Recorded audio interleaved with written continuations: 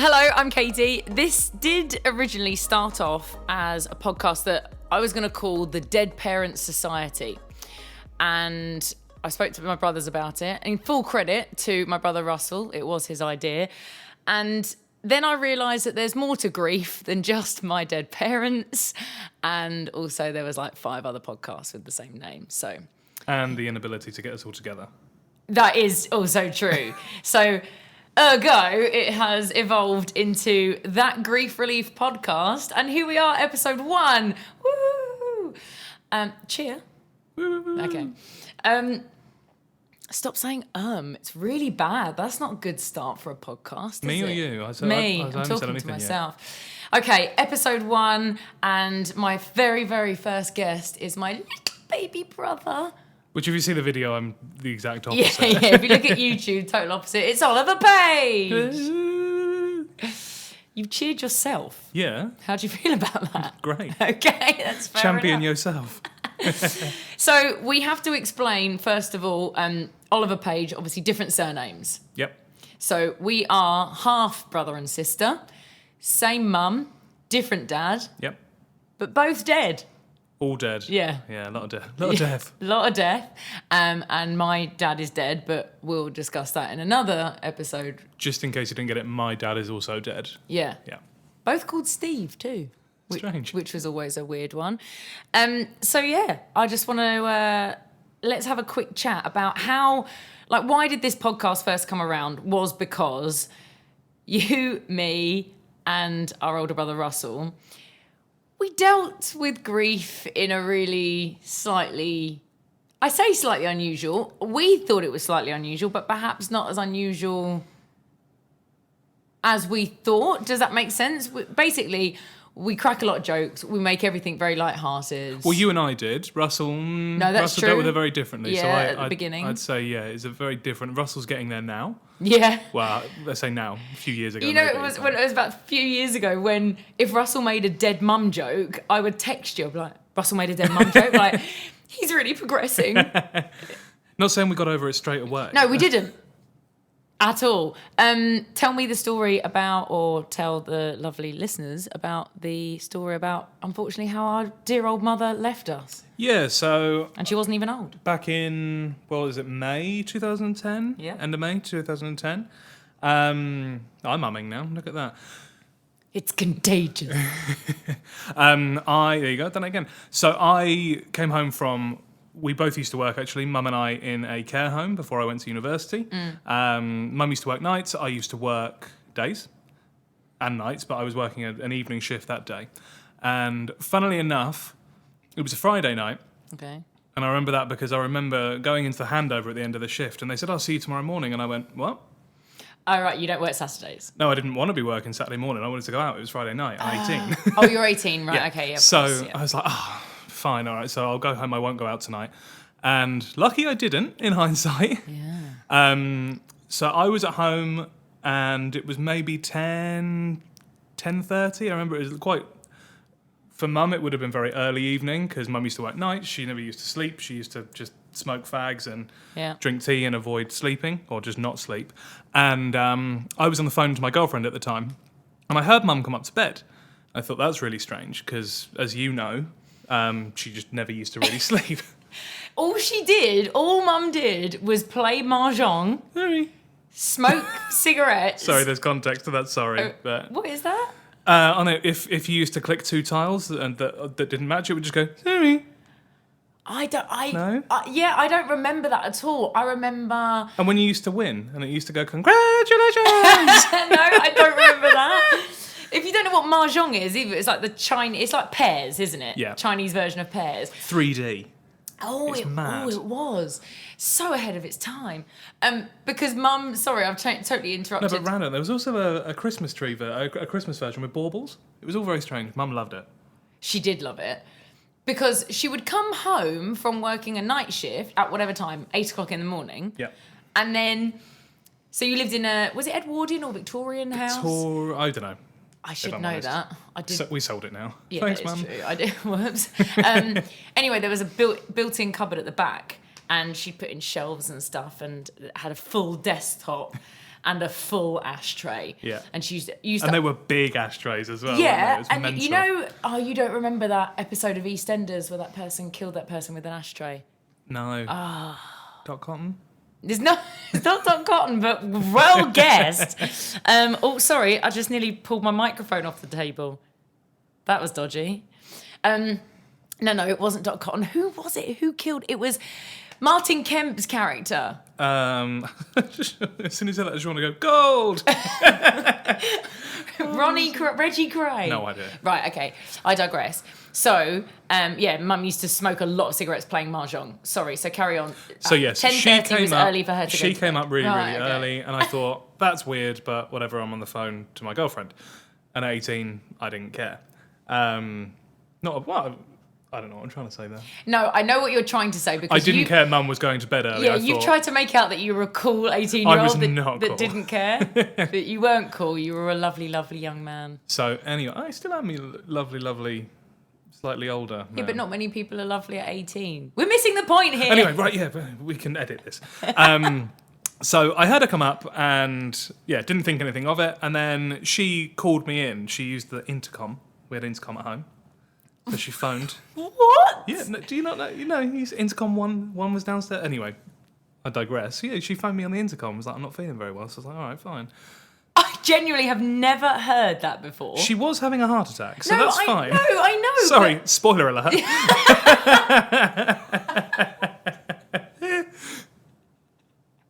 That genuinely made me laugh. I wasn't expecting you to say that. Right, okay, I'll talk about the intercom another time, but I might... Katie's had this story several times, so every time it's just new things. Yeah, Maybe I'm making is. it up, who knows? So anyway, she calls me in on the intercom and she says, I'm not feeling very well. Fine. So I'm on the phone and I just said, look, Mum's not well, I'll just give me a minute. I didn't hang up the phone, I just put the phone on the bed. Oh, right, okay. And went into the other room and she was just sat there and she was rubbing her chest and all sorts, and I was thinking, even at 18, I was like, that's not right. And Mum, as you know, wasn't a complainer. Nope. So I was worried, and I said to her, I'm going to phone an ambulance. And she said, no. And being, as we've just discussed, nice or lovely 18-year-old, Yeah. I of course, as my mum said, don't bother them. But that was also a very generational thing as well. Like, no, you'll be absolutely fine. I'll be fine. And you'd be like, go to the doctors. Why don't you go to the doctors? No, don't be silly. It's only a cold or whatever. Whereas now, you cut your finger and you go, I should pop to the hospital. You do. I don't. I have been to the hospital when I was feeling a little bit under the weather to just get... We're private healthcare here, by the way. We're not abusing like the NHS or In anything. the UAE, right, okay, and I just went and had a drip. And then I went out the next day and I was buzzing. Good as gold. Honestly, I felt terrible. Drip for 2 hours, came home, buzzing. Anyway, back to the generational thing. Yeah, you're right. So she said, no, don't bother them. Yeah. And I listened. And then she got up and in her bedroom, was a little sink and mirror. Yeah. Again, just old school house, right? So she goes up and she's sick. So I'm rubbing her back and I just said, and I said, hang on, I'm just going to go downstairs. And I grabbed a fork, of all things. For what? To sick in the sink. Just to get rid of that. Can't just leave it there, it's rank. That's disgusting. Anyway, so I went downstairs. As I've said, but when I said to you before we did this podcast, this is episode 1. We've got to try and make this really good so that people will listen to this and subscribe and want to listen again. And no pressure. Talking about getting a fork. You're talking about fishing out mum's sick with a fork. Well, I'm just telling you the story. Yeah. So anyway, I went downstairs and got a fork. And if you remember Nana Dorothy, Mum's mum. Yeah. So our Nana, she was unwell as well. She had Guillain-Barré syndrome, which is like a rare autoimmune thing. Did you know this? Yes, I knew that. She was there when you got back. Yeah. So anyway, so she was unwell. We were looking after her, and she was downstairs, and she heard all this kind of commotion.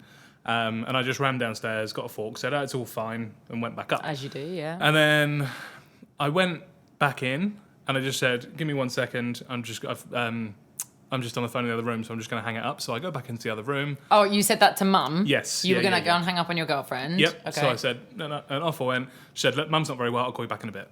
So I hung up the phone, and as I went back in, that's when she collapsed, and then that was it. So what happened? What did you do? Can you remember? Was it a blur? No, I can't remember whether my memory's accurate or not. I don't know. Hey, look, I make stuff up all the time. What, like you shaving my arms or whatever when I was 2? No, that I'm writing that down because we're going to talk about the shaving leg incident. I thought it was arms. No, it was your legs. And I didn't do it. You did? Carry on. Anyway. No, so as soon as she hit the ground, I think I knew what was going on anyway, and I knew that it was trouble.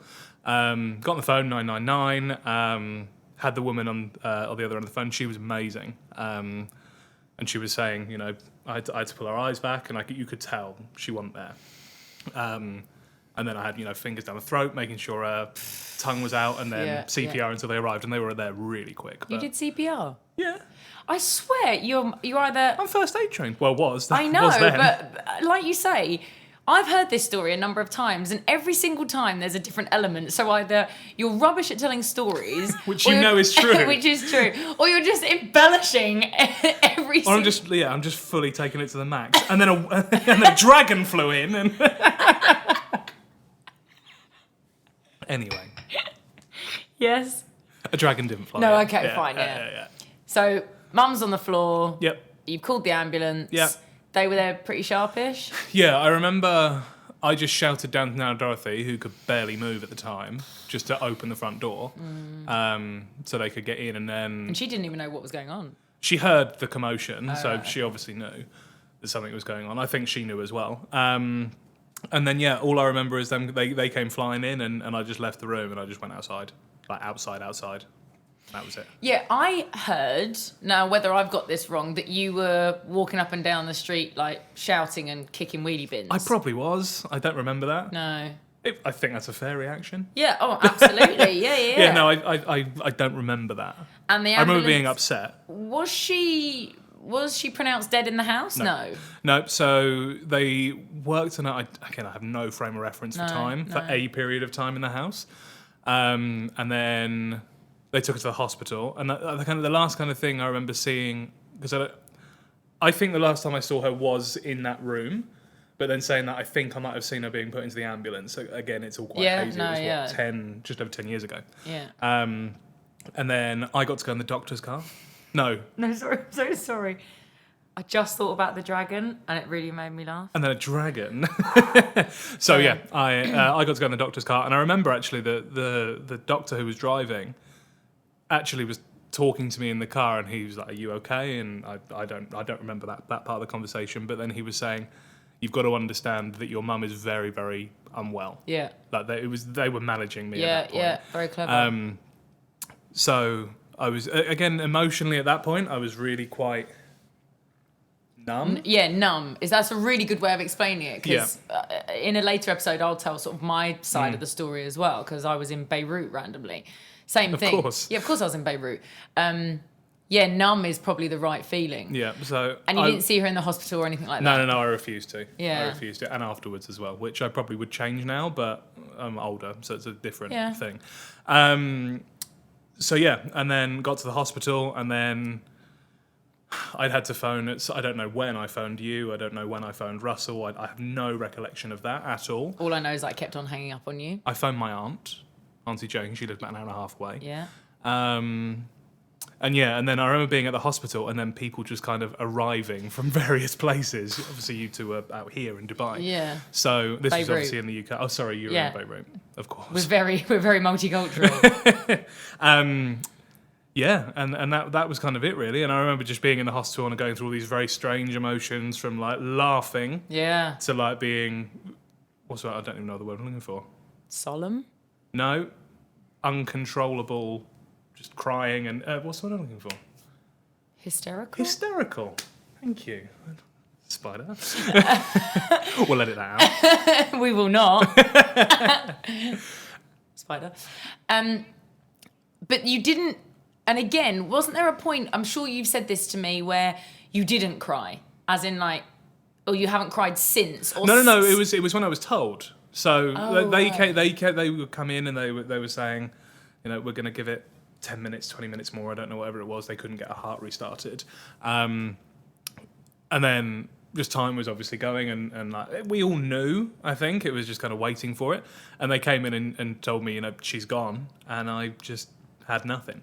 Had absolutely nothing. And then just after that had happened, I I just needed to collect myself, so I said I'm going to go to the bathroom. So I go out to. I remember I'm walking down this corridor, and I was going to turn right, and as I was about to get around that corner, Auntie Jane turned up. Okay. As literally we met on that corner. Yeah. And she looked at me. And Auntie Jane is Mum's sister. Yeah. Younger sister, a couple of years younger, I think. And she came round the corner and looked at me, and I just shook my head, and she just lost it. Yeah. And I was fine. Yeah. I was consoling her, which was just strange. Well, that is weird. And that happens a lot. Numb. It's numb. Yeah. And then... And I'll tell you what, actually. Sorry, as I decided to take a quick drink. sip of drink, yeah, sure. So, I was completely numb that whole... I remember saying I didn't want to stay at home that night. Okay. And I didn't sleep at home that night. I said I wanted to stay somewhere else. So I went back home, I got my stuff. I actually heard Auntie Jane tell Nana Dorothy. Oh my God. And I just heard sort of it was like a wail almost. It was Yeah, quite primal, I can imagine. horrible Yeah, noise. I can imagine. Ugh, just thinking about it. Well, it's one of those things, isn't it? And this is like obviously a very serious subject, is that Nana Dorothy said no parent should ever outlive their child. And it's true, but it happens. So anyway, I got my stuff, and I remember I went in and I spoke to Nana Dorothy very, very briefly, and I was like, I can't stay here tonight, so I went. And then I was absolutely fine. I just felt very numb. Not fine. Fine is the wrong word. I just felt very, very numb. And as soon as I got in bed and the light went off, that was when I lost it. Oh, really? Yeah. But then, and I maybe slept a couple of hours, and then it was all a bit strange. That is bizarre. Yeah. And then I remember you. Have I made this up? I remember Probably. then. Yeah. I remember you smoking, because you were smoking at that point, and I didn't know that you were smoking. Yeah. And I'm staunchly against it, and even more so now. And actually, this is one of the other things where, if I see people smoking, don't like. Also, smoking's rank, by the way. Rank. But I'm always like, don't smoke. And then sometimes, depending on how people react to me, because I don't want to be a complete idiot to people, but I just go, my mum died of smoking. So I guess we should explain that, I suppose. So she was a super heavy smoker. Yeah. And, I mean, we're talking 50 to 60 a day. 60 easy, yeah. Easy. She didn't have time to sleep the amount she was smoking. She would light the next one off of the previous cigarette. But that was one of the things we were worried about, because Mum was only 60 years old, and then we were waiting to hear back whether there was going to be an autopsy, because she was relatively healthy. And so we didn't want that, because obviously to have the thought of them opening her up and finding out. And then would it have been the coroner called? Yes. And do you remember we put it on loudspeaker? Don't remember this at all. You don't remember that? Oh, we put it on loudspeaker in the middle, and there was Auntie Jane, Nana, myself, Russell, and again, I'm going to say coroner, sort of said she was just full of tar. Like, it was smoking. They'd done all like the initial tests of her bloods and things like that, and it was just, smoking. It's because she had 60 fags about an hour before she died, probably. I mean, she smoked so much. Yeah. And it's one of those things. Anyway, so sorry, going back, because then I saw you smoking outside, and it was really weird, because I was torn between being like, Oliver! and being like, Mum just died. Yeah, maybe I can give you a let. I probably would have told you to do one. Yeah, I know. Want a better... And that's what happens. So my conscience, I'm wrestling with my own conscience between like mothering you. Well, I guess, You only just got rid of that after I got married. I really had to step up. Yeah, come on, let's talk about your wedding. I made it the stand-in mother of the bride. Thank you very much. Every cloud. I'll have to edit that out, because I do not want to be explicit on podcasts. Thank you very much. And kind of since then, and that's the whole point of us talking about it, is some of the things that you and I just then came out with, because I did a good one the other day as well. I can't remember what it was anyway. Well, it's weird, because people feel uncomfortable when they find out that someone close to you, especially your parent or whatever, has died. And I think particularly when you're younger, because you weren't old. No, I was 10 years older than you. I was 28. So 28, yeah. So they're a bit like, whereas 18, I think people felt even more that way around me. Massively. And so they don't really know how to react. So our first reaction, it seemed to be to kind of make a joke, which in our minds would be like, this will make everyone feel super at ease. then it makes them feel really uncomfortable. But I really enjoy that. I really It's enjoy terrible. it. It's terrible. I remember about a week after it happened. Will you stop cracking your knuckles? Sorry. See, she's mothering me. 28 years old. 29 years old. I'm not 20. Oh. I'm 29 years old. You are 29 years old. Anyway. Great. I've just told everyone I'm 10 years older than you. Just giving it. I don't care. Whatever. So about a week after it happened, I was in the supermarket because when Mum died, I went completely off the grid with anyone. I didn't want to speak to anyone. I let 2 friends know.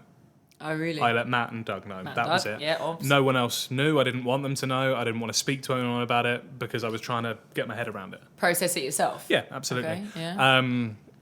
So I remember I was in Tesco. I was in the supermarket. Other supermarkets are available, and it's true. It is true. So- That Tesco is the best.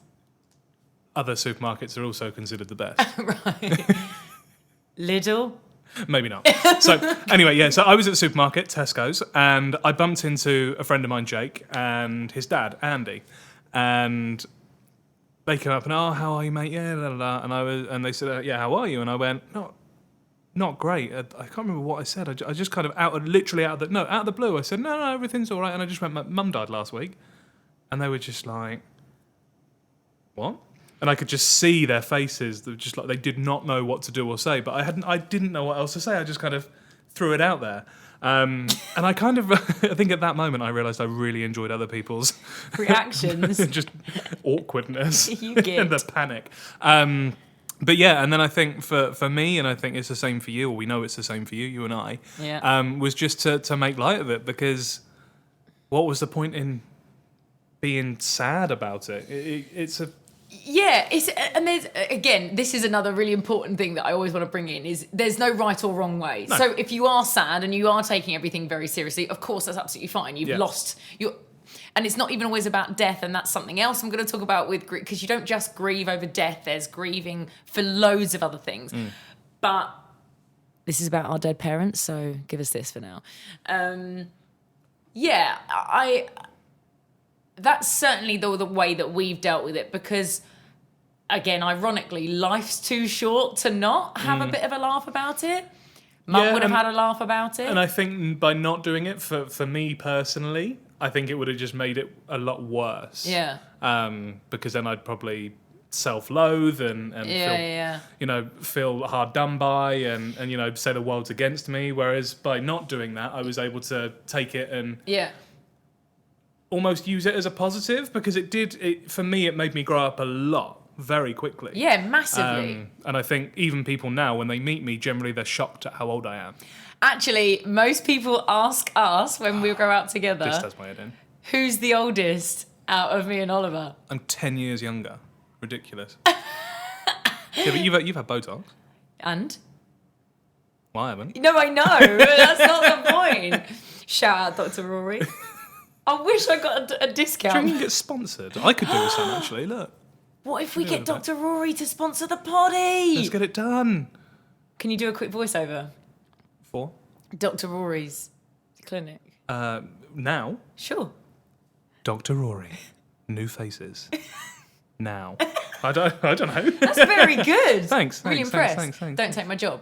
But so loads of people ask us our age difference. Yeah, you did grow up really quickly. And actually you saying about people giving you, what did you say? Like special attention or something.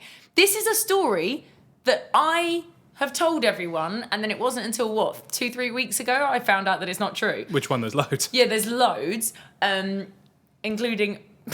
I always used to think that the Queen Mother was visiting my school, Mountford and Watlington, and my dad didn't allow me to go and see her. And my dad's like a real royalist. And Where that's has not that come true. from? The Queen Mother never visited my school, but I told everybody. So odd. Anyway, what's the story about me? This is about me. It is about you, actually. So you were 18, you were going to... So this was in the May, you were going to Brighton or Sussex, was it? Sussex Uni in Brighton in the September. Mm-hmm. And I thought that you were offered special dispensation. Don't laugh, because I've told everyone this story. No, I'm well clever. Yes, I know. Hello there. Yeah. I was told in my brain that you were offered special dispensation for obviously having some time off because you just lost your mum. You didn't take it. Absolute hero that you are. Got a first degree with honours, student of the year in your subject. Yeah, but there was no dispensation. All of the latter was true. Yeah, I am really clever. Definitely the most book smart in the family anyway, at least. Yeah, it was, if you know the Jeremy Kyle show or like Jerry Springer and things like that, Oliver's the first person in our family to go to university and we're very proud of that. I actually found one of Russell's old letters from Bexhill College, which is sixth form, so year or grade 12 or whatever and above. Yeah. And it was from Helen Cryer, who lived down the road from us in Battle in Sussex. And it was to my dad basically saying, we're really concerned about his attendance. We're really going to need Russell to start coming to college. I didn't have the issue because I was scared of mum. Terrifying. Yeah. Right, okay, so you didn't get special dispensation. No, I'm just really clever. You were really clever. It's just, you've said it a number of times. Yeah. Right, okay, and you did do really well. Okay, so I've totally made that up then. Yep. And then, can you think of a time that you've made someone feel very uncomfortable? For example, when you met when you met your wife, but you really met your wife at your dad's funeral. Yeah, that's a story for another day. I'm gonna write that down. Stacey. We reconnected. Funeral. You made that sound really sexual, like no, did it at your dad's funeral. No chance. I was so drunk. You were so drunk, I know. Throwing up. Fine, okay. How do you think this is a bit deep and I'm sorry about that, but how do you think that you're dealing with it now? Joe, I don't often think about it, if I'm honest. I think I still do joke about it. I'm avoiding your question a bit, but I will come back to it. I'm not avoiding it. I'm going around in the loop. When it all happened, I was obviously very upset when it happened, and I was a bit all over the place. And then I was kind of fine with it. I was having to move into the flat in Bournemouth, and then I was going to university. So I had all these new experiences that were just happening, and I kind of just got swept away with life. And I remember it would have been halfway through maybe my first year at university, and I thought, I'm going to go see a counsellor because I don't feel like I've even touched the sides on this. And I went, and it didn't really do anything for me. I talked about it as much as I could, and they asked me lots of questions, but maybe it was my age, maybe I was blocking it out. Yeah. I don't know. So I kind of just parked it in a way. Okay. Because I've That's such business talk. No, but I did. I was just like, well, I've tried. Keep you in the loop. I've tried to deal with it, and then nothing's really come of it. So I'm sure it will crop up again later in life. And there's been a couple of occasions where it has, and weirdly this week of all weeks, I don't know, it was my birthday last Saturday. So a couple of days after that, I think I reflected on it a little bit, and I was like, it's weird not to have mum around now. And it's just those little things. I think. At my wedding, our wedding, I almost said then, that's weird. Yeah, no, I'm from a small town, but we're not married. Just to clarify. And I remember there's been little touch points and flash points where I've kind of gone, oh God, this is hard. Yeah.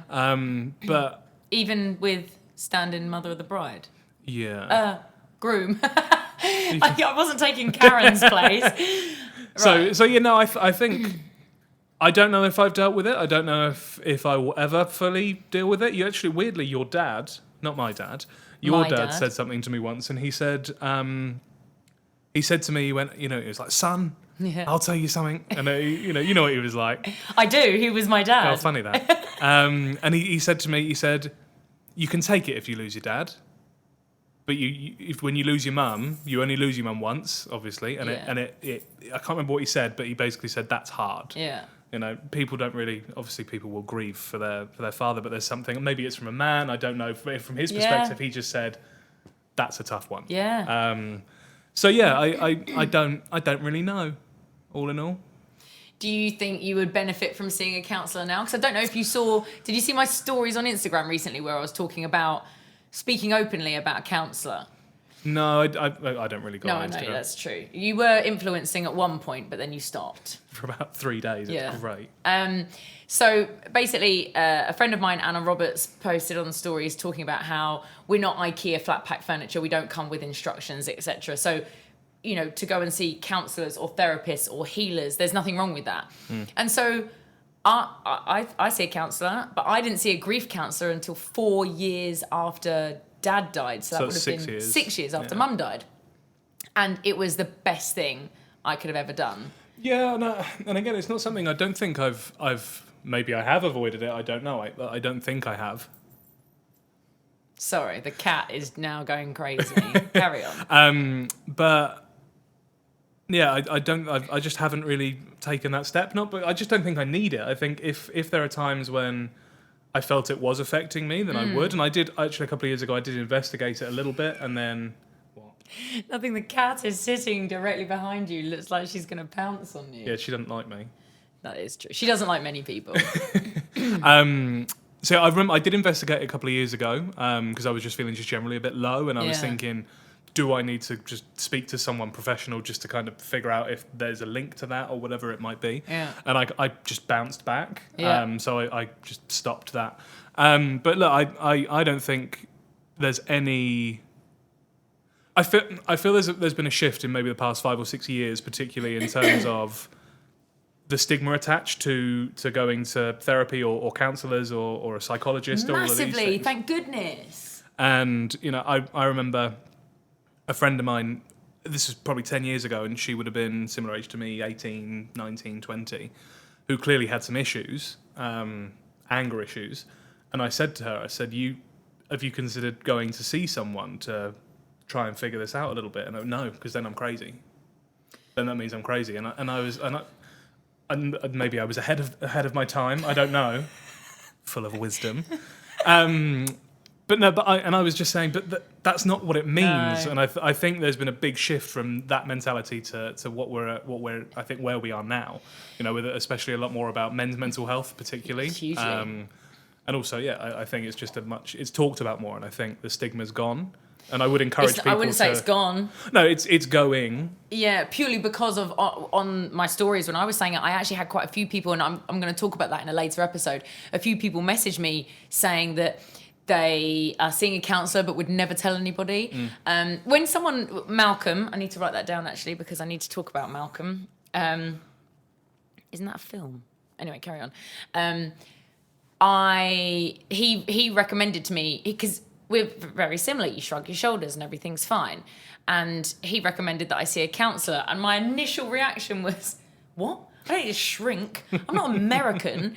I'm very English. I keep everything bottled up. And my cat is climbing up my blinds. Yeah, she's fine. She's fine. So I didn't want to go and see a counsellor because I was like, what's the point? That's only in like Hollywood or whatever.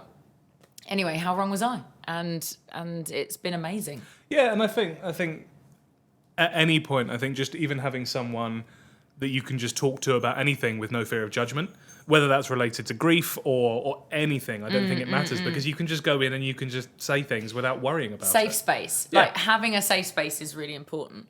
I'm going to have you back on the podcast quite a few times because we've obviously got a lot to talk about. But what I am going to talk about now is a little feature that I've got. And it's, I haven't got a name for it yet. So maybe if you're listening, you can suggest a name. But it's about... Can we make a jingle? If we could have a jingle, couldn't we? But it's about famous deaths in history.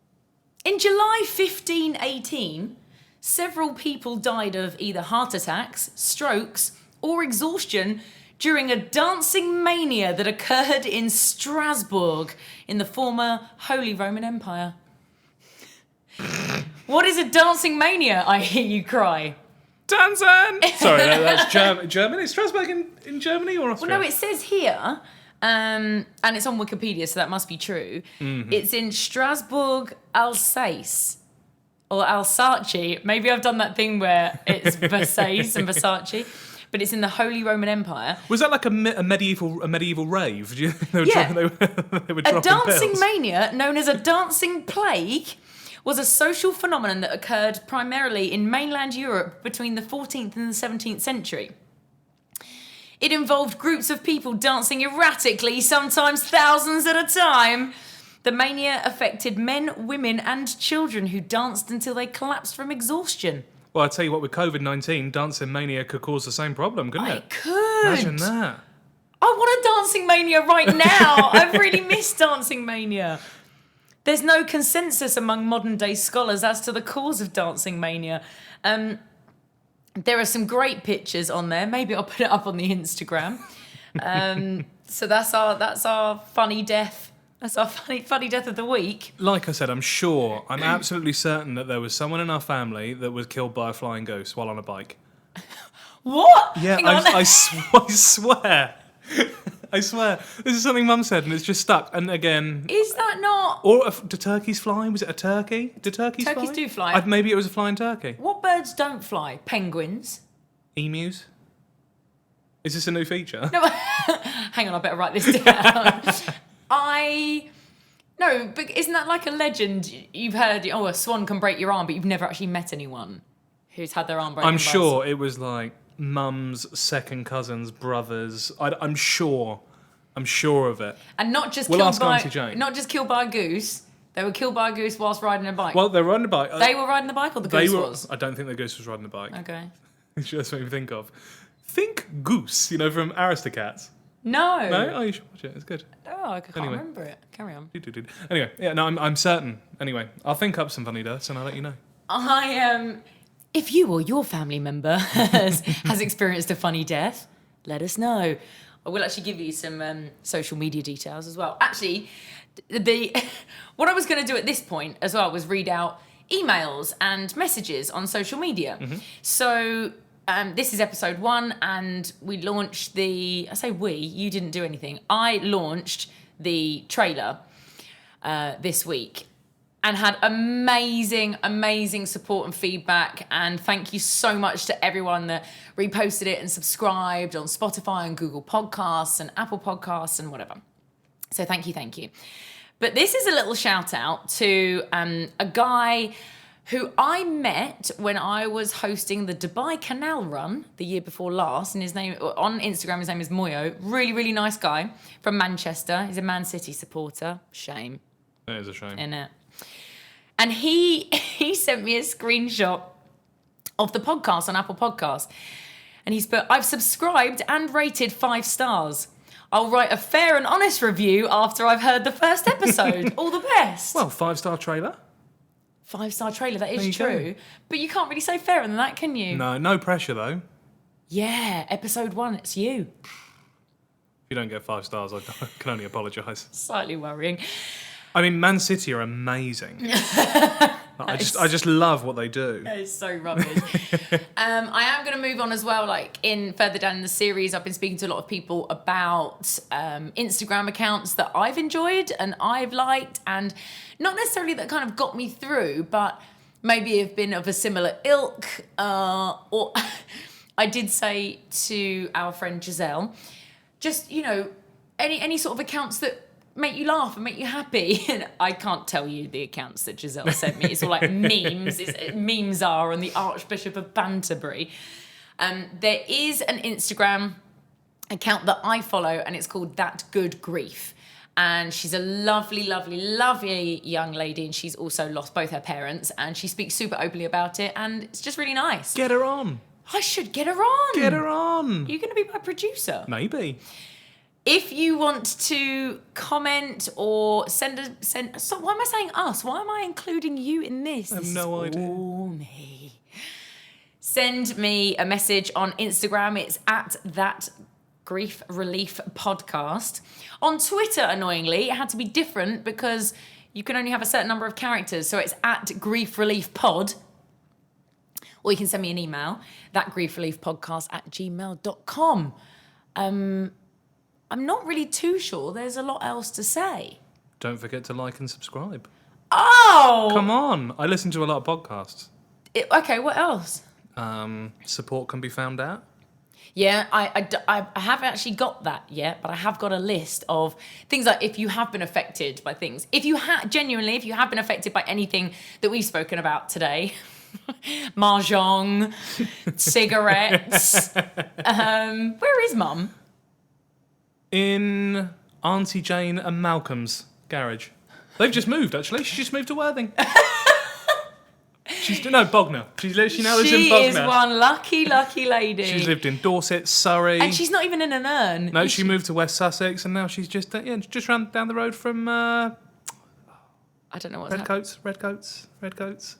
No, you're thinking of Butlins. Yeah, there's a Butlins in there. Bognor, yes, there is. That's I went there on a hen do. I'm very excited. It's thanks very much for listening to episode 1. And as Oliver said, if you liked it, please give us a rating. Give me a rating and subscribe. And I'll speak to you next time. If you want to rate me, though, just write in the comments. I'll take it.